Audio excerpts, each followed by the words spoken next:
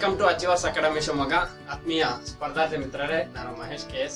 So ಇಂದಿನ ಈ class ಅಲ್ಲಿ PGCET ಪ್ರೀವಿಯಸ್ ಇಯರ್ ಕೇಳಿರ್ತಕ್ಕಂತಹ ಕ್ವಶನ್ ಪೇಪರ್ ಅಲ್ಲಿ ಕ್ವಾಂಟ್ಸ್ ಮತ್ತೆ ರೀಸನಿಂಗ್ ಕ್ವಶನ್ಸ್ ಏನ್ ಕೇಳಿದ್ರು ಅದನ್ನ ನಾನು ಇವತ್ತು ಡಿಸ್ಕಸ್ ಮಾಡ್ತಾ ಹೋಗ್ತೀನಿ. ಯಾಕಂದ್ರೆ ಏನು ಫೈನಲ್ ಇಯರ್ ಡಿಗ್ರಿ ಅಲ್ಲಿ ಇದೀರಿ ಅಥವಾ ನೆಕ್ಸ್ಟ್ MBA ಮಾಡ್ತಕ್ಕಂತಹ ಆಸ್ಪಿರೆಂಟ್ಸ್ ಏನಿದ್ರಿ, ಸೊ ನಿಮಗೆ 6th ಸೆಮಿಸ್ಟರ್ ಆದ್ಮೇಲೆ ಅಥವಾ 6th ಸೆಮಿಸ್ಟರ್ ಎಂಡಿಂಗ್ ಅಲ್ಲಿ PGCET ನೋಟಿಫಿಕೇಶನ್ಸ್ ಆಗುತ್ತೆ. ಅಂದ್ರೆ ಕರ್ನಾಟಕ PGCET ನೋಟಿಫಿಕೇಶನ್ಸ್ ಆಗುತ್ತೆ. ಸೊ ನೀವು ಎಂಟ್ರೆನ್ಸ್ ಎಕ್ಸಾಮ್ ಅನ್ನ ಅಟೆಂಡ್ ಮಾಡಿ ಆ ಎಂಟ್ರೆನ್ಸ್ ಎಕ್ಸಾಮ್ ಅಲ್ಲಿ ರ್ಯಾಂಕಿಂಗ್ ಚೆನ್ನಾಗಿ ಬಂದ್ರೆ ನಿಮಗೆ ಒಳ್ಳೆ ಕಾಲೇಜಸ್ ಸಿಗ್ತಕ್ಕಂಥದ್ದು. ಸೊ ಯಾರಾದ್ರೂ PGCET ಆಸ್ಪಿರೆಂಟ್ಸ್ ಇದ್ರೆ ಸಾಧ್ಯವಾದಷ್ಟು ನೀವು ನಿಮ್ಮ ಪ್ರಿಪರೇಷನ್ ನ 6th ಸೆಮಿಸ್ಟರ್ ಬಿಗಿನಿಂಗ್ ಏನೇ ಸ್ಟಾರ್ಟ್ ಮಾಡಿ. ಯಾಕಂದ್ರೆ ಸಾಕಷ್ಟು ಟೈಮ್ ಇರೋದಿಲ್ಲ, ಕಡಿಮೆ ಟೈಮ್ ಇರುತ್ತೆ. ಹಾಗಾಗಿ ಸಾಧ್ಯವಾದಷ್ಟು 6th ಸೆಮಿಸ್ಟರ್ ಬಿಗಿನಿಂಗ್ ಅಲ್ಲಿ ಸ್ಟಾರ್ಟ್ ಮಾಡಿದ್ರೆ ತುಂಬಾ ಒಳ್ಳೇದು.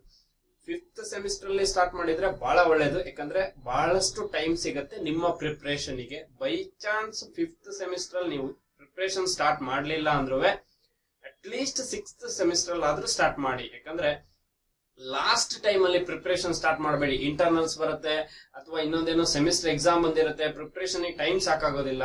ಅಥವಾ ಯಾರಾದ್ರೂ ನೀವು ಅಚೀವರ್ಸ್ ಕೋಚಿಂಗ್ ಸೆಂಟರ್ ಅಲ್ಲಿ ಜಾಯಿನ್ ಆಗ್ಬೇಕು ಅನ್ನೋರಿದ್ರು ಕೂಡ ಸಾಧ್ಯವಾದಷ್ಟು ಬೇಗ ಜಾಯಿನ್ ಆಗ್ಬೇಕು. ಅಂದ್ರೆ 6th ಸೆಮಿಸ್ಟರ್ ಬಿಗಿನಿಂಗ್ ಅಲ್ಲೇ ನೀವು ಜಾಯಿನ್ ಆದ್ರೆ ಮಾತ್ರ ನಿಮಗೆ ಅಲ್ಲಿ ಬೆನಿಫಿಟ್ ಸಿಗ್ತಕ್ಕಂಥದ್ದು ಅಥವಾ ನಿಮಗೆ ಪ್ರಿಪರೇಷನ್ ಆಗ್ಲಿಕ್ಕೆ ಟೈಮ್ ಸಿಗುತ್ತೆ. ಸೊ ನಾನು ಇವತ್ತಿನ ಈ ಕ್ಲಾಸ್ ಅಲ್ಲಿ ಪ್ರೀವಿಯಸ್ ಇಯರ್ ಕೇಳಿರ್ತಕ್ಕಂತಹ ಕ್ವಶನ್ ಪೇಪರ್ ನ ಡಿಸ್ಕಸ್ ಮಾಡ್ತಾ ಹೋಗ್ತೀನಿ. ಸೊ ಡೈರೆಕ್ಟ್ ಆಗಿ ನಾನು ಕ್ವಶನ್ಸ್ ಬರೋದಾದ್ರೆ, ಸೊ ನಿಮಗೆ ಲಾಸ್ಟ್ ಇಯರ್ PGCET ಅಲ್ಲಿ ಕೇಳಿರ್ತಕ್ಕಂತಹ ಕ್ವಶನ್ ಪೇಪರ್ ಈ ರೀತಿ ಇತ್ತು ನೋಡಿ. ಕ್ವಾಂಟ್ಸ್ ಮತ್ತೆ ರೀಸನಿಂಗ್ ಎರಡೂ ಕೂಡ. ಯಾಕಂದ್ರೆ ಅಲ್ಲಿ ಕ್ವಾಂಟ್ಸ್ ಸೆಕ್ಷನ್ ರೀಸನಿಂಗ್ ಸೆಕ್ಷನ್ ಅನ್ನೋದಕ್ಕಿಂತ ನಾವು ಸೆಕ್ಷನ್ C ಅಂತ ಕೊಟ್ಟಾಗ ಎರಡನ್ನು ಮಿಕ್ಸ್ ಮಾಡಿಕೊಟ್ಟಿದ್ದಾನೆ. ಹಾಗಾಗಿ ನಾನು ರೀಸನಿಂಗ್ ಸಪರೇಟ್ ಕ್ವಾಂಟ್ಸ್ ಸಪರೇಟ್ ಅಂತ ಸಾಲ್ವ್ ಮಾಡೋದಿಲ್ಲ. ಮಿಕ್ಸ್ಡ್ ಕ್ವಶನ್ಸ್ ಏನಿದೆ ಆಸ್ ಪರ್ ಕ್ವಶನ್ ಪೇಪರ್ ಏನಿದೆ ಅದೇ ಕ್ವಶನ್ಸ್ ತಂದಿರೋದು ಡೈರೆಕ್ಟ್ ಆಗಿ ಸಾಲ್ವ್ ಮಾಡ್ತಾ ಹೋಗ್ತೀನಿ.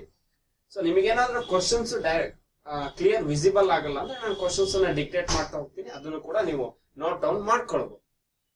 ಸೊ ಫಸ್ಟ್ ಕ್ವಶನ್ಸ್ ನಿಮಗೆ ಈ ರೀತಿ ಇದೆ. Find the odd group of letters ಅಂತ ಹೇಳಿದಾನೆ. ಅಂದ್ರೆ ಯಾವುದೋ ಒಂದು ಬೇಸ್ ಮೇಲೆ ಯಾವುದೋ ಒಂದು ಗ್ರೂಪ್ ಆಫ್ ಲೆಟರ್ಸ್ ಅನ್ನ ಕೊಟ್ಬಿಟ್ಟು ಅದರಲ್ಲಿ ಏನೋ ಐದರ್ 2 ಡಿಫರೆನ್ಸ್ 3 ಡಿಫರೆನ್ಸ್ ಅಥವಾ 4 ಆಪ್ಷನ್ ಕೊಟ್ಟಿದ್ದಾನೆ. ಅಂದ್ರೆ ಯಾವ್ದೋ 3 ಒಂದ್ ರೀತಿ ಇರುತ್ತೆ, ಇನ್ನೊಂದು ಯಾವ್ದೋ ಡಿಫ್ರೆಂಟ್ ಆಗಿರ್ಬೋದು. ಸೊ ನೋಡೋಣ, ಚೆಕ್ ಮಾಡೋಣ ಯಾವ್ದು ಆನ್ಸರ್ ಬರುತ್ತೆ ಅಂತ. ಸೊ ಇಲ್ಲಿ ಫಸ್ಟ್ ಆಪ್ಷನ್ಸ್ ಅಂತ ಬಂದಾಗ ಆಪ್ಷನ್ A ಇದೆ. ಸೊ ಎ ಅಲ್ಲಿ ಇರ್ತಕ್ಕಂಥದ್ದು ಯಾವ್ದಾವ್ದು ನೋಡಿ, KLOP ಇಷ್ಟು ಲೆಟರ್ಸ್ ಇದೆ. ಸೊ ಹಾಗಾದ್ರೆ ನೆಕ್ಸ್ಟ್ ನಾನು K ಇಂದ L ನಡುವೆ ಚೆಕ್ ಮಾಡಬೇಕು. ಸ್ವಲ್ಪ ನಿಮಗೆ ಆಲ್ಫಾಬೆಟ್ಸ್ ಚೆನ್ನಾಗಿ ಗೊತ್ತಿರ್ಬೇಕಾಗತ್ತೆ. ಸೊ ಯಾಕಂದ್ರೆ K ಆದ್ಮೇಲೆ L ಬರುತ್ತೋ ಅಥವಾ L ಆದ್ಮೇಲೆ ನೆಕ್ಸ್ಟ್ ಡಿಫ್ರೆನ್ಸ್ ಏನಾದ್ರು ಬರುತ್ತೋ ಅಥವಾ 1 ಡಿಫ್ರೆನ್ಸ್ ಬರುತ್ತೋ 2 ಡಿಫ್ರೆನ್ಸ್ ಬರುತ್ತೋ ಇದು ಬಹಳ ಚೆನ್ನಾಗಿ ಗೊತ್ತಿರ್ಬೇಕು. ಸೊ ನಿಮಗೆ K ಆದ್ಮೇಲೆ ನೆಕ್ಸ್ಟ್ L ಆದ್ಮೇಲೆ M ಅಂಡ್ N. ಇಲ್ಲಿ 2 ಡಿಫರೆನ್ಸ್ ಇದೆ ನೋಡಿ, M ಮತ್ತೆ N 2 ಡಿಫರೆನ್ಸ್ ಇದೆ. M ಅಂಡ್ N 2 ಡಿಫರೆನ್ಸ್ ಆದ್ಮೇಲೆ O ಬರ್ದಿದ್ದಾನೆ, ಆಯ್ತಾ. So similar pattern next O ಆದ್ಮೇಲೆ ಡೈರೆಕ್ಟ್ ಆಗಿ P ಇದೆ, ಅಲ್ಲಿ ಯಾವುದೇ ಡಿಫರೆನ್ಸ್ ಇಲ್ಲ. ಸೊ ಸೆಕೆಂಡ್ ಒನ್ ಗೆ ಬರೋಣ. ಸ್ವಲ್ಪ ಅದೇ ರೀತಿ FGIJ. ಸೆಕೆಂಡ್ ಒನ್ ಗೆ ಬಂದ್ರೆ FGIJ.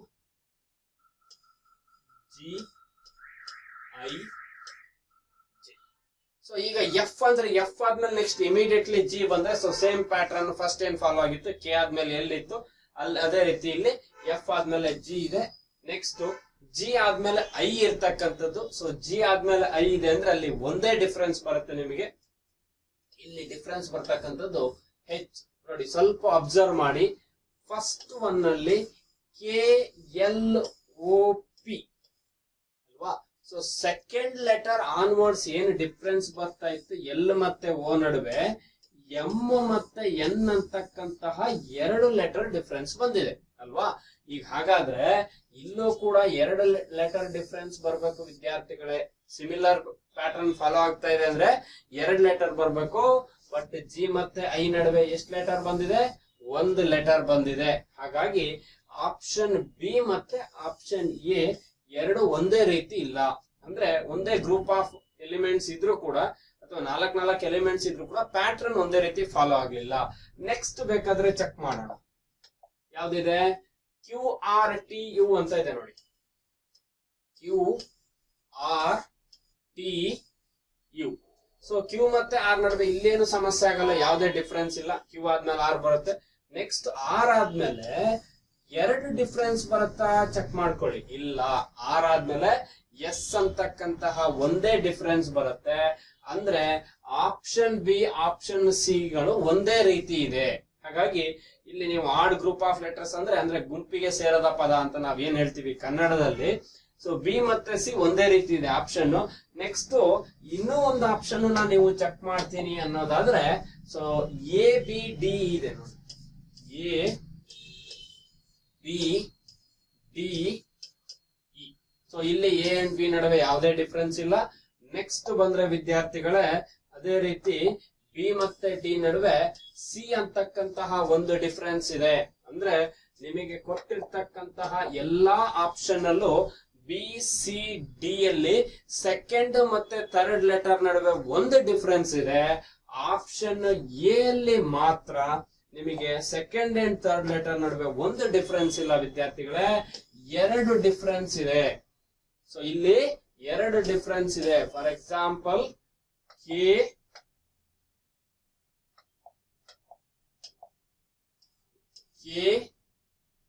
L O P. So ಇಲ್ಲಿ ಸೆಕೆಂಡ್ ಮತ್ತೆ ಥರ್ಡ್ ಲೆಟರ್ ಬೇರೆ ಯಾವ್ದು ನೋಡಕ್ ಹೋಗ್ಬಿಡಿ. ಸೆಕೆಂಡ್ ಅಂಡ್ ಥರ್ಡ್ ಲೆಟರ್ ನಡುವೆ ಎಲ್ ಮತ್ತೆ ಓ ನಡುವೆ ಎಂ ಮತ್ತೆ ಎನ್ ಅಂತಕ್ಕಂತಹ ಎರಡು ಲೆಟರ್ಗಳು ಡಿಫರೆನ್ಸ್ ಬರುತ್ತೆ. ಹಾಗಾಗಿ ಸೊ ನಿಮ್ಮ ಆನ್ಸರ್ ಇಲ್ಲಿ ಏನಾಗತ್ತೆ ಅಂದ್ರೆ ಆಪ್ಷನ್ ಎ ಅನ್ನೋದು ನಿಮ್ಮ ರೈಟ್ ಆನ್ಸರ್ ಆಗಿರ್ಬೇಕು. ಆಡ್ ಗ್ರೂಪ್ ಆಫ್ ಲೆಟರ್ ಯಾವುದು ಅಂದ್ರೆ option B, option C, option D ಒಂದೇ ರೀತಿ ಇದೆ. ಸೊ ಆಪ್ಷನ್ ಎ ಮಾತ್ರ ನಿಮಗೆ ಡಿಫರೆಂಟ್ ಆಗಿದೆ. ಹಾಗಾಗಿ so that is the answer. ನಿಮ್ಮ ರೈಟ್ ಆನ್ಸರ್ ಏನು ಅಂದ್ರೆ ಆಪ್ಷನ್ ಎ. ಸೆಕೆಂಡ್ ಕ್ವಶನ್ ಬರೋಣ. 65, 66 ಇದೆ, ಇರ್ಲಿ ತೊಂದ್ರೆ ಇಲ್ಲ. How many meaningful English word can be formed with the letters of LAME. So LAME ನ ಯೂಸ್ ಮಾಡ್ಕೊಂಡು ಎಷ್ಟು ಮೀನಿಂಗ್ಫುಲ್ ಲೆಟರ್ಸ್ ಅನ್ನ ಮಾಡಬಹುದು. ಇನ್ನೂ ಒಂದು ಕಂಡೀಷನ್ ಏನು ಅಂದ್ರೆ each letter only once in each word. ಅಂದ್ರೆ ನಾವು ವರ್ಡ್ ಏನನ್ನ ಫಾರ್ಮ್ ಮಾಡಿರ್ತೀವಿ ಆ ವರ್ಡ್ ಅಲ್ಲಿ ಒಂದು ಲೆಟರ್ ಅನ್ನ ಒಂದೇ ಸಲ ಯೂಸ್ ಮಾಡಿರ್ಬೇಕು. ಸೊ ಲೆಟರ್ಸ್ ಯಾವ್ದು ಹಾಗಾದ್ರೆ LAME ಅಂತ ಇದೆ ನೋಡಿ, LAME. ಇಷ್ಟು ಲೆಟರ್ಸ್ ನ ಯೂಸ್ ಮಾಡಿ, ಅಂದ್ರೆ 4 ಲೆಟರ್ಸ್ ನ ಯೂಸ್ ಮಾಡಿ ಆ ಲೆಟರ್ಸ್ ನ ಒಂದ್ ವರ್ಡ್ ಅಲ್ಲಿ ಒಂದೇ ಸಲ ಯೂಸ್ ಮಾಡ್ಬೇಕು. ಒಂದೇ ಸಲ ಯೂಸ್ ಮಾಡ್ಬೇಕು ಅಂದ್ರೆ ನೀವು ಫಾರ್ಮ್ ಮಾಡ್ತಕ್ಕಂತಹ ವರ್ಡ್ ಏನಾಗಿರ್ಬೇಕು, 4 ಲೆಟರ್ಸಿನ ವರ್ಡ್ ಆಗಿರ್ಬೇಕು. ಅಂದ್ರೆ 4 ಲೆಟರಿನ ವರ್ಡೇ ಆಗಿರ್ಬೇಕು ಅದು. ಹಾಗಾಗಿ ಮಾತ್ರ ಒಂದ್ಸಲ ಯೂಸ್ ಮಾಡೋದಕ್ಕೆ ಸಾಧ್ಯ. ಕಂಡೀಷನ್ ಗಳು ಪ್ರತಿಯೊಂದು ಇಂಪಾರ್ಟೆಂಟ್ ಆಗಿರುತ್ತೆ. ಈಗ ಬನ್ನಿ, ಸೊ LAME ಅಲ್ಲಿ ಏನ್ ಮಾಡ್ಬೋದು, MEALE ಒಂದು ಮಾಡ್ಬೋದು, ಮೇಲ್ ಆಯ್ತು. ನೆಕ್ಸ್ಟ್ MEAL ಮೀಲ್ ಅಂತ ಒಂದ್ ಮಾಡ್ಬೋದು. ಸೊ ಒಂದು ಮೇಲ್ ಇನ್ನೊಂದು ಮೀಲ್ ಎರಡಾಯ್ತು. ಇನ್ನೊಂದು ವಿದ್ಯಾರ್ಥಿಗಳ ಇನ್ನೇನಾದ್ರು ಮಾಡ್ಬೋದಾ, ಲೇಮ್ ಅಂತಾನೆ ಒಂದು ವರ್ಡ್ ಫಾರ್ಮ್ ಮಾಡ್ಬೋದು. ಸ್ವಲ್ಪ ಈ ರೀತಿ ಕ್ವಶನ್ಸ್ ಕೊಟ್ಟಾಗ ನಿಮ್ಮ ಇಂಗ್ಲಿಷ್ ವೊಕ್ಯಾಬ್ಯುಲರಿ ಸ್ಟ್ರಾಂಗ್ ಇರ್ಬೇಕಾಗತ್ತೆ. ನೀವು ಅದರ್ವೈಸ್ ಅದನ್ನ ಸ್ಕಿಪ್ ಮಾಡ್ತಕ್ಕಂಥದ್ದು ಒಳ್ಳೇದು. ಸುಮ್ನೆ ಟಿಕ್ ಹಾಕಿ ಆನ್ಸರ್ ತಪ್ಪು ಮಾಡ್ಕೋಬೇಡಿ.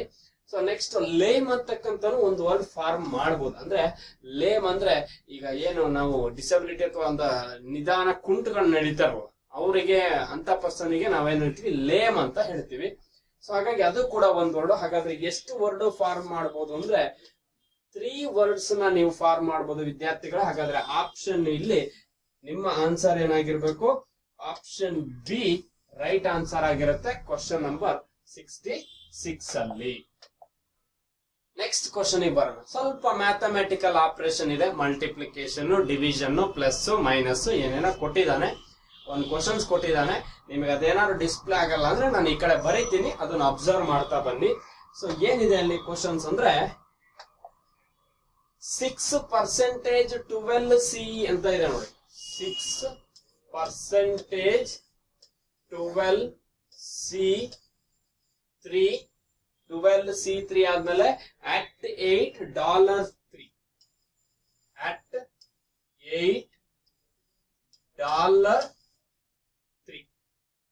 $8 ಸೊ ಏನ್ ಹೇಳಿದ ನಾನು, ಅಟ್ ಅಂದ್ರೆ ಮಲ್ಟಿಪ್ಲಿಕೇಶನ್ ಮಾಡಬೇಕು, ಸಿ ಅಂದ್ರೆ ಡಿವೈಡ್ ಮಾಡಬೇಕು, ಪರ್ಸೆಂಟೇಜ್ ಅಂದ್ರೆ ಪ್ಲಸ್ ಮಾಡಬೇಕು, ಡಾಲರ್ ಅಂದ್ರೆ ಮೈನಸ್ ಮಾಡಬೇಕು. ಅಂದ್ರೆ ಇಲ್ಲಿ ಏನು ಸಿಂಬಲ್ಸ್ ಗಳು ಕೊಟ್ಟಿದಾನಲ್ಲ ಅಲ್ಲಿ ಪ್ಲಸ್ ಮೈನಸ್ ಮಾಡ್ತಾ ಹೋಗ್ಬೇಕು ನಾನೀಗ.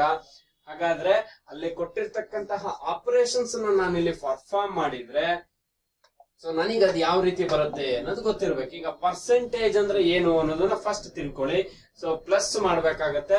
ಸೊ ಅಲ್ಲಿಗೆ 6 + 12 ಮಾಡ್ತೀರಾ. ನೆಕ್ಸ್ಟ್ ಸಿ ಇದೆ. ಸೊ ಸಿ ಮೀನ್ಸ್ ಅದು ಡಿವೈಡೆಡ್ ಬೈ ಸಿಂಬಲ್. ಹಾಗಾಗಿ ಡಿವೈಡೆಡ್ ಬೈ 3. ನಿಮಗೆ ಸಿಂಬಲ್ ಏನಾದ್ರು ಕ್ಲಿಯರ್ ಇಲ್ಲ ನಾನು ಈ ಕಡೆ ಬರಿತೀನಿ ನೋಡಿ, ಇದನ್ನ ನೋಟ್ ಡೌನ್ ಮಾಡ್ಕೊಳ್ಳಿ. 12/3. ನೆಕ್ಸ್ಟ್ ಸಿ ಆಯ್ತು. ಅಟ್ ಸಿಂಬಲ್ ಇದೆ. ಸೊ ಅಟ್ ಮೀನ್ಸ್ ಮಲ್ಟಿಪ್ಲಿಕೇಶನ್ ಅಂತ ಹೇಳಿದಾನೆ. ಮಲ್ಟಿಪ್ಲೈಡ್ ಬೈ 8 ಆಗತ್ತೆ. ಹಾಗಾದ್ರೆ ಅಟ್ ಪ್ಲೇಸ್ ಅಲ್ಲಿ ಡಾಲರ್ ಪ್ಲೇಸ್ ಅಲ್ಲಿ ಮೈನಸ್ ಅಂತ ಹೇಳಿದಾರೆ. ಹಾಗಾಗಿ ಫೈನಲ್ ಏನಾಗ್ಬೇಕು? -3 ಆಗ್ಬೇಕು. ಸೊ ಈಗ ಆಸ್ ಪರ್ ಬಾಡ್ ಮಾಸ್ ಪ್ರಕಾರ ನಾವ್ ಈ ಕ್ವಶನ್ಸ್ ನ ಸಾಲ್ವ್ ಮಾಡಿದ್ರೆ 3 1s 3 4s 12 ಆಗತ್ತೆ. ನೆಕ್ಸ್ಟ್ ಮಲ್ಟಿಪ್ಲಿಕೇಶನ್ ಮಾಡ್ಬೇಕು ಡಿವಿಷನ್ ಆದ್ಮೇಲೆ 8 × 4 ಮಾಡಿ 6 + 8 4s 32 -3 ಬರೀಬೋದಲ್ವಾ ಈ ರೀತಿ. ಸೊ ನಾನು ಸ್ಟ್ರೈಟ್ ಅವೇ ಡಿವೈಡ್ ಮಾಡಿದ್ದೀನಿ. 12/3 ಬರೆಯೋ ಬದಲು 12/3 ಅಂದ್ರು ಆನ್ಸರ್ 4 ವಿದ್ಯಾರ್ಥಿಗಳೇ. 12/3 ಮಾಡಿದ್ರು ಆನ್ಸರ್ 4 ಬರುತ್ತೆ. ಅಥವಾ ನೀವು ಕ್ಯಾಲ್ಕುಲೇಟರ್ ತಗೊಂಡು 12/3 ಮಾಡಿದ್ರು ಆನ್ಸರ್ 4 ಬರುತ್ತೆ. ಏನು ಚೇಂಜ್ ಆಗಲ್ಲ. ಸೊ ಈಗ ಎಡಿಷನ್ ಮಾಡಿ ನೆಕ್ಸ್ಟ್ ಸಬ್ಟ್ರಾಕ್ಟ್ ಮಾಡಬೇಕು. 32 + 6 ಏನಾಗುತ್ತೆ? 38 ಆಗುತ್ತೆ. -3 ಮಾಡಿದ್ರೆ ನಿಮ್ಮ ಆನ್ಸರ್ ಏನಾಗ್ಬೇಕು? 35 ಆಗ್ಬೇಕು. ಹಾಗಾದ್ರೆ ಯಾವ್ದಿದೆ ಆಪ್ಷನ್? ಆಪ್ಷನ್ ಎ 35 ಅನ್ನೋದು ನಿಮ್ಮ ರೈಟ್ ಆನ್ಸರ್ ಆಗಿರುತ್ತೆ. ತುಂಬಾ ಈಸಿ ಇದೆ ಪೇಪರು. ಬಟ್ ಅಲ್ಲಿ ನಿಮಗೆ ಗೊತ್ತಿರ್ಬೇಕಷ್ಟೇ ಯಾವ ರೀತಿ ನಾವು ಮಾಡ್ತೀವಿ. ಸ್ಪೀಡ್ ಆಗಿ ಮಾಡ್ಬೇಕು ಅಂದ್ರೆ ಡೈಲಿ ಪ್ರಾಕ್ಟೀಸ್ ಮಾಡ್ಬೇಕಾಗತ್ತೆ. ಸ್ವಲ್ಪ ಟೇಬಲ್ಸ್ ಗೊತ್ತಿರ್ಬೇಕಾಗತ್ತೆ. ಯಾರಾದ್ರೂ ನೀವು ಏನು MBA PGCET ಪ್ರಿಪೇರ್ ಆಗ್ತೀರಾ ಅಥವಾ ನೆಕ್ಸ್ಟ್ ಏನಾದ್ರು ನೀವು MBA ಮಾಡ್ತಕ್ಕಂತಹ ನಿಮ್ಮ ಉದ್ದೇಶ ಇದ್ರೆ ದಯವಿಟ್ಟು ಟೇಬಲ್ಸ್ ನ ಫಸ್ಟ್ ಕಲೀರಿ. ಯಾಕಂದ್ರೆ ಟೇಬಲ್ಸ್ ಗೊತ್ತಿಲ್ಲ ಅಥವಾ ನಿಮಗೆ ಮಗ್ಗಿ ಗೊತ್ತಿಲ್ಲ ಅಂದ್ರೆ ಯಾವುದೇ ಕಾರಣಕ್ಕೂ ನೀವು ಇಲ್ಲಿ ಏನು ಕೂಡ ಕ್ಯಾಲ್ಕುಲೇಷನ್ ಮಾಡ್ಲಿಕ್ಕಾಗಲ್ಲ. ಸೆಕೆಂಡ್ ಸ್ಟ್ಯಾಂಡರ್ಡ್ ಅಲ್ಲಿ ಕಲ್ತಿರೋ ಟೇಬಲ್ ಇವತ್ತು ಕ್ಯಾಲ್ಕುಲೇಟರ್ ಎಫೆಕ್ಟ್ ಇಂದ ಮರ್ತು ಹೋಗಿದೆ ನಿಮಗೆ ಅಷ್ಟೇ. ಸ್ವಲ್ಪ ರೀಕಾಲ್ ಮಾಡ್ಕೊಳ್ಳಿ ಅದು. ನೆಕ್ಸ್ಟ್ ನಾನು ಕ್ವಶನ್ ನಂಬರ್ 68 ಗೆ ಬರ್ತೀನಿ. 12 men and 16 boys can finish a work in 5 days ಅಂತ ಹೇಳಿದ್ದಾರೆ. ಅಂದ್ರೆ 12 ಜನ ಮೆನ್ನು 16 ಜನ ಬಾಯ್ಸ್ ಸೇರಿ 5 ದಿನದಲ್ಲಿ ಒಂದು ವರ್ಕ್ ಅನ್ನ ಫಿನಿಶ್ ಮಾಡಿದ್ರೆ, while 13 men and 24 boys can finish the same work in 4 days. 13 ಜನ ಮೆನ್ನು 24 ಜನ ಬಾಯ್ಸ್ ಸೇರಿ ಅದೇ ವರ್ಕ್ ಅನ್ನ 4 ದಿನದಲ್ಲಿ ಫಿನಿಶ್ ಮಾಡ್ತಾರೆ. ಅಂದ್ರೆ ಒಂದಿನ ಕಡಿಮೆ ಆಗತ್ತೆ. The ratio of the daily work done by a man to that boy. ಅಂದ್ರೆ ಮ್ಯಾನ್ ಮತ್ತೆ ಬಾಯ್ ನಡುವೆ ಏನ್ ವರ್ಕ್ ಇದೆ ಅದರ ನಡುವೆ ರೇಷಿಯೋ ಕೇಳಿದ್ದಾರೆ. ಹಾಗಾದ್ರೆ ಏನ್ ಮಾಡ್ಬೋದು? ಸೊ ಈಗ ಒಂದ್ ಸೆಟ್ ಅಲ್ಲಿ ನನಗೆ ಇದು ನಿಮ್ಮ time and work based question ಆಗಿರುತ್ತೆ. ಸೊ ನಾನ್ ಏನ್ ಹೇಳ್ತೀವಿ ಅಂದ್ರೆ work is equal to efficiency into time ಅಂತ ಕನ್ಸಿಡರ್ ಮಾಡ್ತೀವಿ. ಅಥವಾ ಟೈಮ್ ಇಂಟು ಎಫಿಷಿಯನ್ಸಿ ಮಾಡಿದ್ರೆ ನನಗೆ ಟೋಟಲ್ ವರ್ಕ್ ಸಿಗತ್ತೆ. ಸೊ ಇಲ್ಲಿ ಫಾರ್ಮಲ್ ಏನು ಅವಶ್ಯಕತೆ ಇಲ್ಲ. ಎಷ್ಟು ಜನ ಮೆನ್ ಇದ್ದಾರೆ, ಎಷ್ಟು ಜನ ಬಾಯ್ಸ್ ಇದ್ದಾರೆ, ಎಷ್ಟು ದಿನ ವರ್ಕ್ ಮಾಡಿದ್ದಾರೆ ಅದನ್ನ ಕನ್ಸಿಡರ್ ಮಾಡಿ ನಾನು ಮಾಡ್ಬೋದು. So 12 men 16 boys can finish a work in 5 days ಅಂತ ಹೇಳಿದಾನೆ. ಸೊ ಅಲ್ಲಿಗೆ 12 men plus 16 boys ಇವ್ರದ್ದು ಒಂದು ಕ್ಯಾಟಗರಿ ಆಗತ್ತೆ. ಸೊ ಇವ್ರಿಗೆ ಎಷ್ಟು ದಿನ ತಗೊಳ್ತಾರೆ ಅಂದ್ರೆ 5 days ತಗೊಳ್ತಾರೆ. 5 days. ಸೊ ಅಲ್ಲಿ 12 men 12 × 5 ಮಾಡಿ 60 ಆಗುತ್ತೆ. ಮೆನ್ ಮಾಡ್ಬೋದು. ನೆಕ್ಸ್ಟ್ ಅದೇ ರೀತಿ 13 men 24 boys. 13 men plus 24 boys ಇವ್ರು ಎಷ್ಟು ದಿನ ಟೈಮ್ ತಗೊಳ್ತಾರೆ? 4 ದಿನ ಟೈಮ್ ತಗೊಳ್ತಾರೆ. ಸೊ ಈಗ ನಾನು ಇವರಿಬ್ಬರ ನಡುವೆ ರೇಷಿಯೋ ಮಾಡಬೇಕು ಅಂದ್ರೆ ಅದನ್ನ ಮಲ್ಟಿಪ್ಲೈ ಮಾಡ್ಕೊಳ್ಳಿ. ಸೊ ಈ 5 ಇಂದ 12 ಗೆ ಮಲ್ಟಿಪ್ಲೈ ಮಾಡಿ, 5 ಇಂದ 16 ಗೆ ಮಲ್ಟಿಪ್ಲೈ ಮಾಡಿ. ಇನ್ ದಿ ಸಿಮಿಲರ್ ವೇ 4 ಇಂದ 13 ಗೆ ಮಲ್ಟಿಪ್ಲೈ ಮಾಡಿ, 4 ಇಂದ 24 ಗೆ ಮಲ್ಟಿಪ್ಲೈ ಮಾಡಿ ಡೈರೆಕ್ಟ್ ಆಗಿ ನಾನು ಆನ್ಸರ್ ಮಾಡಬಹುದು. ಸೊ ಈಗ ನಿಮಗೆ 12 5s ಮಾಡಿದ್ರೆ 60 men ಬರುತ್ತೆ. 60 men. ಅದೇ ರೀತಿ ನೆಕ್ಸ್ಟ್ 16 5s ಮಾಡಿದ್ರೆ 80 ಬಾಯ್ಸ್ ಬರುತ್ತೆ. So that is equal to 1 by 1 ಬರಿತೀನಿ. That is equal to 13 4s 52 men ಆಗುತ್ತೆ, ಪ್ಲಸ್ 24 into 4 ಅಂದ್ರೆ 96 ಬಾಯ್ಸ್ ಆಗ್ತಾರೆ. ಸೊ ಇವರಿಬ್ಬರ ನಡುವೆ ರೇಷಿಯೋ ಮಾಡಬೇಕು ಅಂದ್ರೆ ಸೊ ಡಿಫರೆನ್ಸ್ ಮಾಡ್ಕೊಳ್ಬೇಕಾಗತ್ತೆ. ಇಲ್ಲಿ ನಿಮಗೆ ಮೆನ್ ಡಿಫರೆನ್ಸ್ ಎಷ್ಟು, ಬಾಯ್ಸ್ ಡಿಫರೆನ್ಸ್ ಎಷ್ಟು ಅನ್ನೋದನ್ನ ಐಡೆಂಟಿಫೈ ಮಾಡಿ ನಾನು ಕ್ಯಾಲ್ಕುಲೇಟ್ ಮಾಡಬಹುದು. ಸೊ ನಾನು ಇದನ್ನ ಡೈರೆಕ್ಟ್ ಆಗಿ ಕ್ಯಾಲ್ಕುಲೇಷನ್ ಮಾಡಬಹುದು. 60 ಮತ್ತೆ 52 ಗೆ ಡಿಫರೆನ್ಸ್ ಮಾಡ್ಕೊಳ್ಳಿ, 80 ಮತ್ತೆ 96 ಗೆ ಡಿಫರೆನ್ಸ್ ಮಾಡ್ಕೊಳ್ಳಿ. ಸೊ ಈಗ ನಾವು ಡಿಫರೆನ್ಸ್ ಮಾಡೋದಾದ್ರೆ 62 men plus 80 boys is equal to 60 ಅಲ್ವಾ,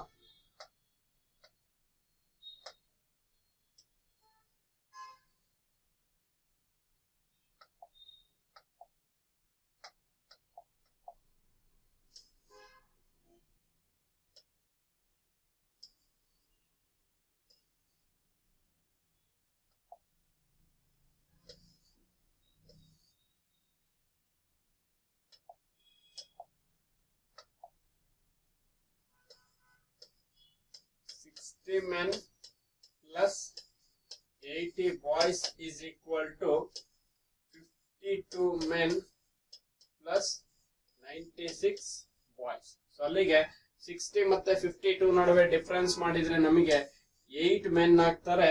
ಸೊ ನೆಕ್ಸ್ಟ್ ಅದೇ ರೀತಿ ನಾವು ಬಾಯ್ಸ್ ಅಲ್ಲಿ ಡಿಫರೆನ್ಸ್ ಮಾಡ್ಕೊಂಡ್ರೆ ಅವ್ರನ್ನ ಕ್ಯಾಲ್ಕುಲೇಟ್ ಮಾಡಬಹುದು. ಸೊ ಇಲ್ಲಿ 60 52 ನಡುವೆ ನಮಗೆ 8 ಮೆನ್ ಆಗ್ತಾರೆ, 8 men. ನೆಕ್ಸ್ಟ್ ಅದೇ ರೀತಿ ದಟ್ ಈಸ್ ಈಕ್ವಲ್ ಟು 80 96 ಅಂದ್ರೆ 16 boys. 8 men is equal to 16 boys ಆಗ್ತಾರೆ. ನೆಕ್ಸ್ಟ್ ಸಿಂಪ್ಲಿಫೈ ಮಾಡಿದ್ರೆ 8 1s 8 2s. ಬಟ್ ಬಹಳಷ್ಟು ವಿದ್ಯಾರ್ಥಿಗಳು ಎಲ್ಲಿ ತಪ್ಪು ಮಾಡ್ತೀರಾ ಅಂದ್ರೆ ಇಲ್ಲಿ ತಪ್ಪು ಮಾಡ್ತೀರಾ ನೋಡಿ. 1:2 ರೇಷಿಯೋ ಇದೆ, ಬಹಳ ಖುಷಿಯಾಗಿ 1:2 ರೇಷಿಯೋ ಟಿಕ್ ಆಗ್ತೀರಾ ವಿದ್ಯಾರ್ಥಿಗಳೇ. ಸೊ ಇದು 1:2 ಅಲ್ಲ. ಸೊ ಯಾಕೆ 1:2 ಅಲ್ಲ ಅಂದ್ರೆ ಸೊ ಅಲ್ಲಿ ನೀವು ರೇಷಿಯೋ ಪ್ರಕಾರ ಸಿಂಪ್ಲಿಫೈ ಮಾಡಿದಾಗ ನಿಮಗೆ ಏನ್ ಬರುತ್ತೆ, 1 ಈಸ್ ಈಕ್ವಲ್ ಟು 2 ಬರುತ್ತೆ. ಇದು ರೇಷಿಯೋ ಫಾರ್ಮ್ಯಾಟ್ ಅಲ್ಲ, ಇದು ಈಕ್ವಲ್ ಫಾರ್ಮ್ಯಾಟ್. ನೀವು ರೇಷಿಯೋ ಫಾರ್ಮ್ಯಾಟ್ ಕನ್ವರ್ಟ್ ಮಾಡಬೇಕು ಅಂದ್ರೆ ಮೆನ್ ಇಲ್ಲೇ ಇರುತ್ತೆ, ಬಾಯ್ಸ್ ನ ಈ ಕಡೆ ತಗೊಂಬನ್ನಿ, M/B ಅಂದ್ರು ಒಂದೇ, ಅಥವಾ ಮೆನ್ ಬೈ ಬಾಯ್ಸ್ ಆಗ್ತಾರೆ. 2 ಇಲ್ಲೇ ಇರುತ್ತೆ, ಈ ಕಡೆ 1 ಅನ್ನ ಕನ್ಸಿಡರ್ ಮಾಡಿ. ಸೊ ಆನ್ಸರ್ 2:1 ಆಗಿದೆ. ಅಂದ್ರೆ ಸರ್ ಇದನ್ನೆಲ್ಲ ಮಾಡ್ಬೇಕು ಅವಶ್ಯಕತೆ ಇಲ್ಲ. ಈಕ್ವಲ್ ಫಾರ್ಮೇಶನ್ ಏನ್ ಬಂದಿರುತ್ತೆ ವಿದ್ಯಾರ್ಥಿಗಳೇ, ಅದರ ಆಪೋಸಿಟ್ ರೇಷಿಯೋ ಆಗಿರುತ್ತೆ ಯಾವತ್ತು ಕೂಡ. 1 ಈಸ್ ಈಕ್ವಲ್ ಟು 2 ಬಂತು ಅಂದ್ರೆ ರೇಷಿಯೋ 1:2 ಅಲ್ಲ, 2:1 ಆಗ್ಬೇಕು. ಅಂದ್ರೆ ನಾನು ಏನು ಕ್ಯಾಲ್ಕುಲೇಟ್ ಮಾಡ್ಬೇಕಾದ್ರೆ ಈಕ್ವಲ್ ಫಾರ್ಮೇಶನ್ ಯೂಸ್ ಮಾಡಿದ್ದೀನಿ. ಈಕ್ವಲ್ ಫಾರ್ಮ್ ಅಲ್ಲಿ ಏನ್ ಆನ್ಸರ್ ಬಂದಿರುತ್ತೆ ಅದನ್ನ ರಿವರ್ಸ್ ಮಾಡಿದ್ರೆ 1 ಈಸ್ ಈಕ್ವಲ್ ಟು 2 ಬಂದ್ರೆ 2:1, 3 ಈಸ್ ಈಕ್ವಲ್ ಟು 4 ಬಂದ್ರೆ 4:3. ರಿವರ್ಸ್ ಮಾಡಿದ್ರೆ ನನಗೆ ರೇಷಿಯೋ ಸಿಗತ್ತೆ. ಹಾಗಾದ್ರೆ ಆನ್ಸರ್ 2:1 ಅನ್ನೋದು ನಿಮ್ಮ ರೈಟ್ ಆನ್ಸರ್ ಆಗಿರ್ಬೇಕು. ಯಾಕಂದ್ರೆ ಬಹಳಷ್ಟು ವಿದ್ಯಾರ್ಥಿಗಳು ಏನ್ ಮಾಡ್ತಾರೆ ಅಂದ್ರೆ ಇಲ್ಲಿ 1:2 ಅಂತ ಆನ್ಸರ್ ನ ಟಿಕ್ ಹಾಕ್ತಾರೆ. 1:2 ಆನ್ಸರ್ ಅಲ್ಲ. ಸೊ 2:1 ಅನ್ನೋದು ನಿಮ್ಮ ರೈಟ್ ಆನ್ಸರ್ ಆಗಿರುತ್ತೆ. ನೆಕ್ಸ್ಟ್ ಇನ್ನೊಂದು ಕ್ವಶನ್ಸ್ ನ ಬಹಳ ಸಿಂಪಲ್ ಕ್ವಶನ್ಸ್ ಇದೆ.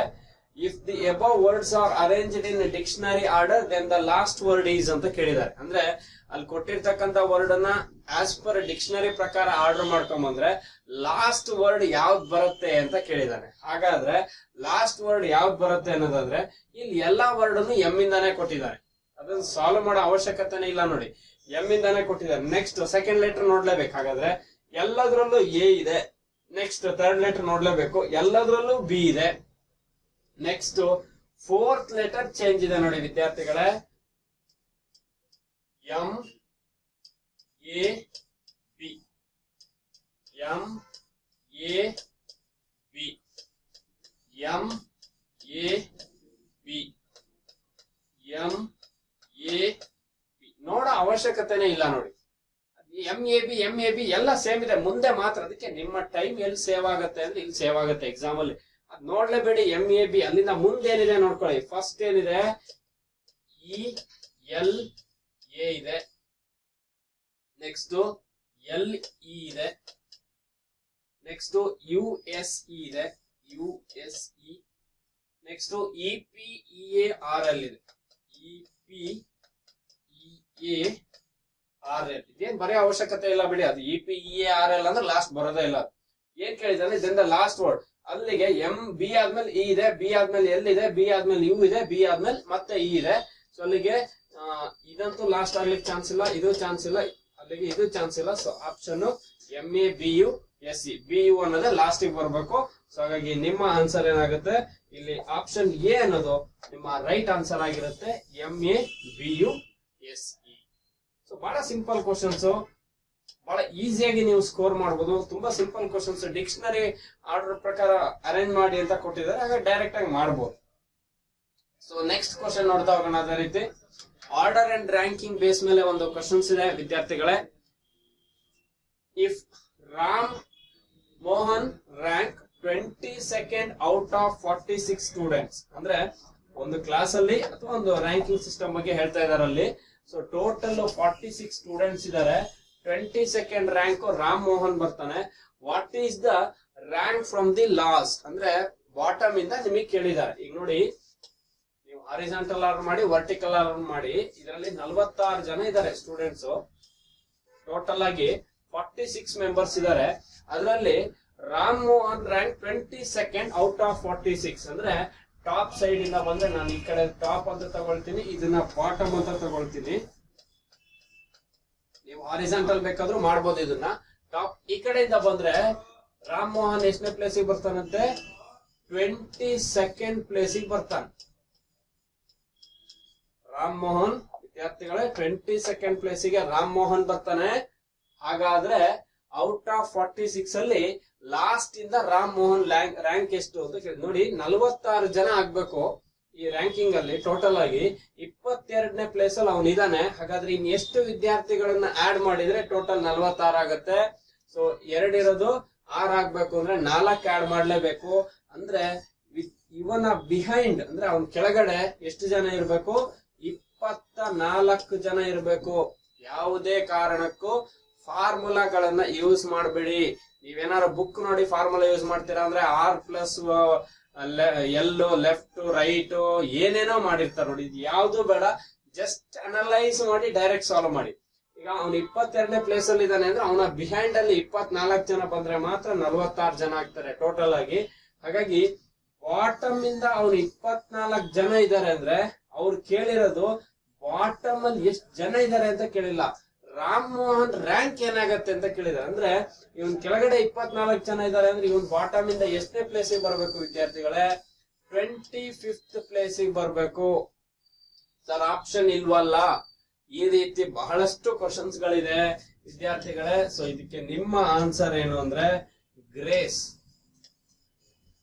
ಇದು ಗ್ರೇಸ್ ಮಾರ್ಕ್ಸ್ ಆಗಿರುತ್ತೆ ಕ್ವಶನ್ ಗೆ. ಯಾಕಂದ್ರೆ ಒಂದ್ 2-3 ಕ್ವಶನ್ಸ್ ಈ ತರ ಕೊಟ್ಟಿದ್ದಾನೆ.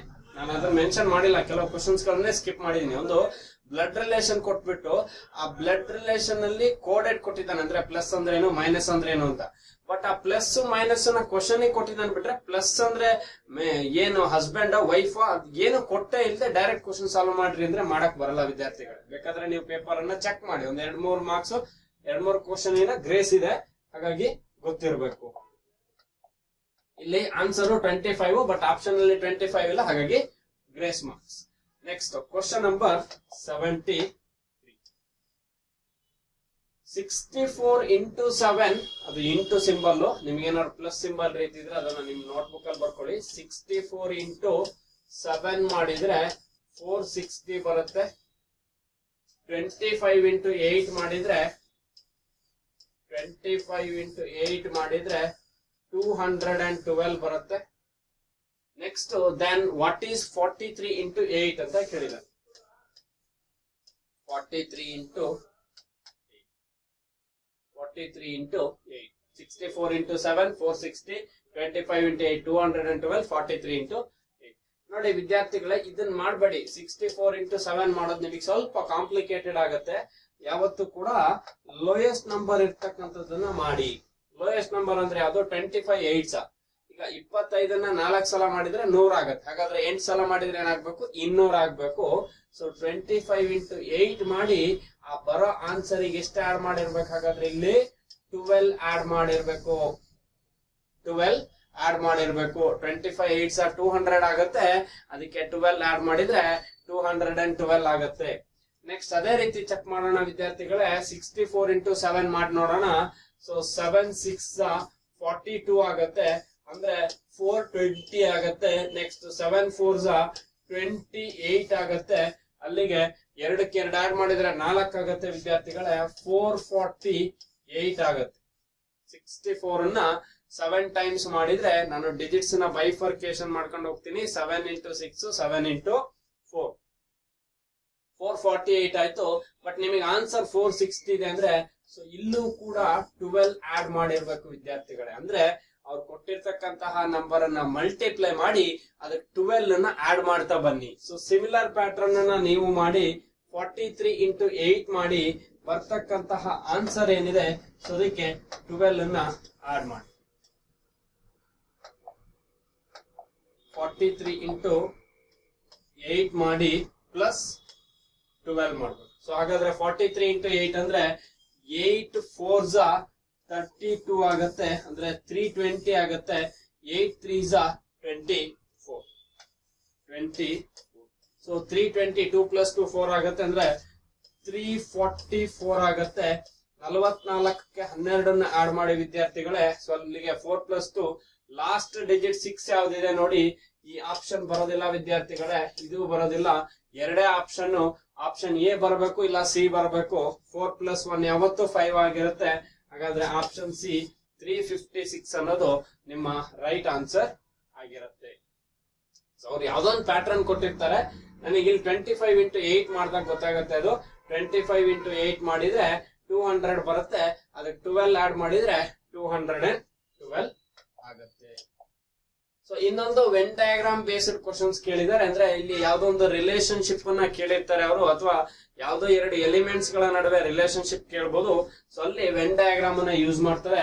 Which of the following diagram best replicate ಅಥವಾ ಯಾವ್ದು ಇಂಡಿಕೇಟ್ ಮಾಡುತ್ತೆ ಅಂತ. Relationship between male husband doctors. Male husband ಮತ್ತೆ ಡಾಕ್ಟರ್ಸ್ ನ ಯಾವ ಡಯಾಗ್ರಾಮ್ ರೆಪ್ರೆಸೆಂಟ್ ಮಾಡುತ್ತೆ ಅಂತ ಕೇಳಿದ್ದಾರೆ. ಸೊ ಇಲ್ಲಿ ಸ್ವಲ್ಪ ನಿಮ್ಮ ಜನರಲ್ ಆಸ್ಪೆಕ್ಟ್ಸ್, ಇದು ಜನರಲ್ ನಾಲೆಡ್ಜ್ ಅಥವಾ ಜನರಲ್ ಥಿಂಕಿಂಗ್ ಯೂಸ್ ಮಾಡ್ತಾ ಬನ್ನಿ.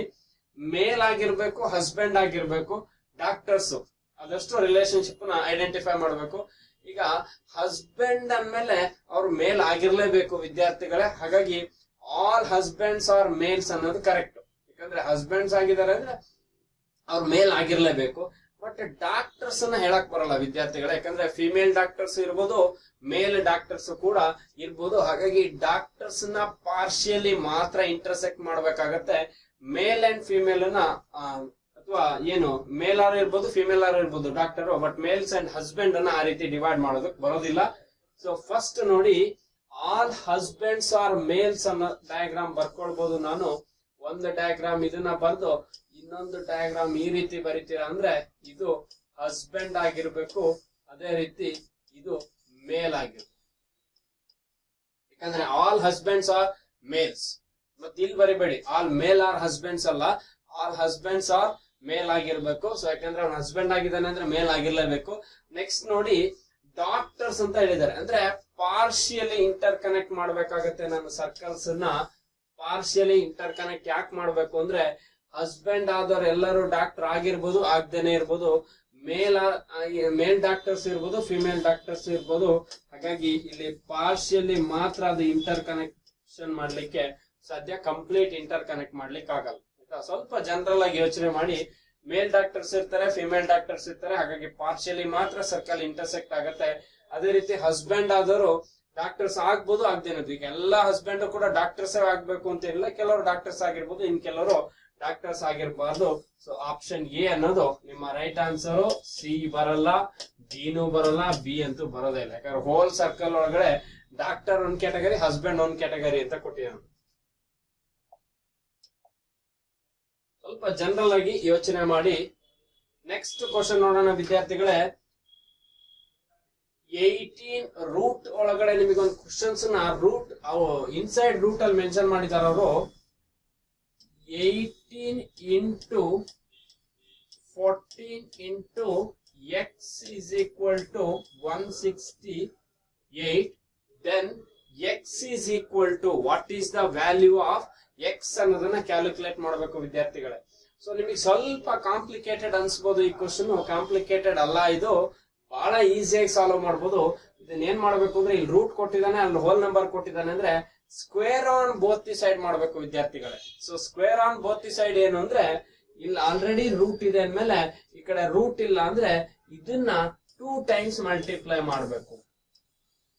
2 ಟೈಮ್ಸ್ ಮಲ್ಟಿಪ್ಲೈ ಮಾಡಿದ್ರೆ ಈ ರೂಟ್ ರಿಮೂವ್ ಆಗುತ್ತೆ. ಸೊ ಅದನ್ನೇ ನಾವು ಸ್ಕೂಲ್ ಲೆವೆಲ್ ಅಲ್ಲಿ ನೀವು ಮ್ಯಾಥಮೆಟಿಕ್ಸ್ ಅಲ್ಲಿ ಮಾಡಿರ್ತೀರಾ, square on both the side. Square on both the side ಅಂದ್ರೆ ಎರಡು ಸೈಡ್ ಈಕ್ವಲೈಸೇಷನ್ ಮಾಡ್ಕೊಳ್ತಕ್ಕಂಥದ್ದು. ಸೊ ರೂಟ್ ರಿಮೂವ್ ಮಾಡಿದ್ರೆ 18 into 14 into x is equal to 168 into 168. ಯಾಕೆ 168 into 168 ಮಾಡ್ತೀನಿ ಅನ್ನೋದನ್ನ ಹೇಳಿದೀನಿ. Square on both the side ಮಾಡ್ತೀನಿ, ಹಾಗಾಗಿ ಈ ಕಡೆ ರೂಟ್ ರಿಮೂವ್ ಮಾಡಿ ಅದನ್ನ 2 ಟೈಮ್ಸ್ ಮಲ್ಟಿಪ್ಲೈ ಮಾಡ್ಕೊಳ್ತೀನಿ. ಈಗ 14 ಅಲ್ಲಿ 168 ಸಿಂಪ್ಲಿಫೈ ಆಗತ್ತೆ ವಿದ್ಯಾರ್ಥಿಗಳೇ, ಯಾಕಂದ್ರೆ 14 1s 14, 14 1s 14, 2 ಉಳಿಯುತ್ತೆ 28, 14 2s 28. ಸೊ ನೆಕ್ಸ್ಟ್ 168 ಮತ್ತೆ 18 ನ ಸಿಂಪ್ಲಿಫೈ ಮಾಡಬಹುದು, ಯಾಕಂದ್ರೆ 6 + 1 7, 8 + 7 ಅಂದ್ರೆ 15 ಆಗುತ್ತೆ. Both are divisible by 3. 3 6 18, next 3 5s 15, 3 5 15 ಆಗುತ್ತೆ. 1 ಉಳಿಯುತ್ತೆ ಅದರಲ್ಲಿ 18, so 3 6 18. Next 6 1s 6 2s 12, 6 1s 6 2s 12. So X value ಏನಾಗಬೇಕು ವಿದ್ಯಾರ್ಥಿಗಳೇ 56 into 2 ಆಗ್ಬೇಕು. 50ನ್ನ 2 ಸಲ ಮಾಡಿದ್ರೆ 100 ಬರುತ್ತೆ, 6ನ್ನ 2 ಸಲ ಮಾಡಿದ್ರೆ 12 ಬರುತ್ತೆ. ಹಾಗಾದ್ರೆ ನಿಮ್ಮ ಆನ್ಸರ್ ಏನಾಗಬೇಕು ವಿದ್ಯಾರ್ಥಿಗಳೇ 112 ಅನ್ನೋದು ನಿಮ್ಮ ರೈಟ್ ಆನ್ಸರ್ ಆಗಿರ್ಬೇಕು. 56 ಡಬಲ್ ಮಾಡಿದ್ರೆ 112 ಬರುತ್ತೆ. ನಿಮ್ಮ ಆನ್ಸರ್ ಕೂಡ ಆಪ್ಷನ್ ಬಿ 112 ಅನ್ನೋದು ರೈಟ್ ಆನ್ಸರ್ ಆಗಿರುತ್ತೆ. ನೋಡಿ, ಈ ರೀತಿ ಬಹಳ ಸಿಂಪಲ್ ಕ್ವಶನ್ಸ್ ಇತ್ತು. ಯಾಕಂದ್ರೆ PGCET ನೀವೇನ್ previous year question paper solve ಮಾಡ್ಕೊಂಡಿರ್ತೀರ ಅದ್ರ ಬೇಸ್ ಮೇಲೆ ಕ್ವಶನ್ಸ್ ಗಳನ್ನ ಕೇಳ್ತಾರ ಅವರು. ಯಾವ್ದೇ ರೀತಿ ನಿಮಗೆ ತೀರಾ ಏನು ಕಾಂಪ್ಲಿಕೇಟೆಡ್ ಕ್ವಶನ್ಸ್ ಇರೋದಿಲ್ಲ.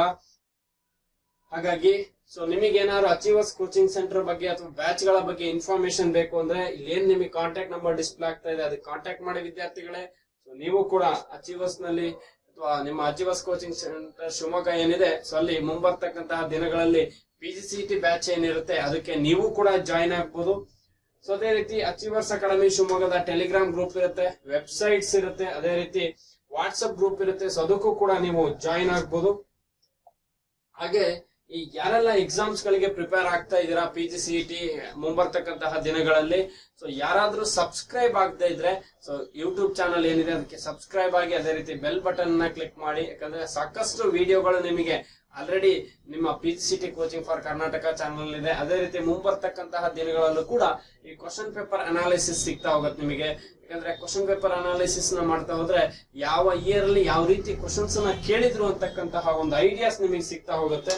ಹಾಗಾಗಿ ಏನು ಮುಂಬರ್ತಕ್ಕಂತಹ ದಿನಗಳಲ್ಲಿ PGCET ಎಕ್ಸಾಮ್ಸ್ ಗೆ ಪ್ರಿಪೇರ್ ಆಗೋರಿದ್ರಿ, ಸೊ ನಿಮ್ಮೆಲ್ಲರಿಗೂ ಕೂಡ ಶುಭವಾಗಲಿ ಎನ್ನುವ ಆಶಯದೊಂದಿಗೆ ನಾನು ಇವತ್ತು ಈ ತರಗತಿಯನ್ನ ಕ್ಲೋಸ್ ಮಾಡ್ತಾ ಇದ್ದೀನಿ ಅಥವಾ ಈ ಸೆಷನ್ ಅನ್ನ ಎಂಡ್ ಮಾಡ್ತಾ ಇದ್ದೀನಿ. ಸೊ ಎಲ್ಲರಿಗೂ ಕೂಡ ಧನ್ಯವಾದಗಳು. ಮುಂಬರ್ತಕ್ಕಂತಹ ಕ್ಲಾಸ್ ಅಲ್ಲಿ ಇದೇ ನಮ್ಮ ಏನು ಪಾಯಿಂಟ್ಸ್ ಅಂಡ್ ರೀಸನಿಂಗ್ ಅಲ್ಲಿ ಸೊ ಇವತ್ತು ಕೆಲವೊಂದು ಕ್ವಶನ್ಸ್ ಅನ್ನ ಡಿಸ್ಕಸ್ ಮಾಡಿದ್ದೀನಿ. ಮುಂದಿನ ಪಾಠಗಳಲ್ಲಿ ಇನ್ನುಳಿದ ಕ್ವಶನ್ಸ್ ಅನ್ನು ಕೂಡ ಡಿಸ್ಕಸ್ ಮಾಡ್ತಾ ಹೋಗ್ತೀನಿ. So thank you one and all.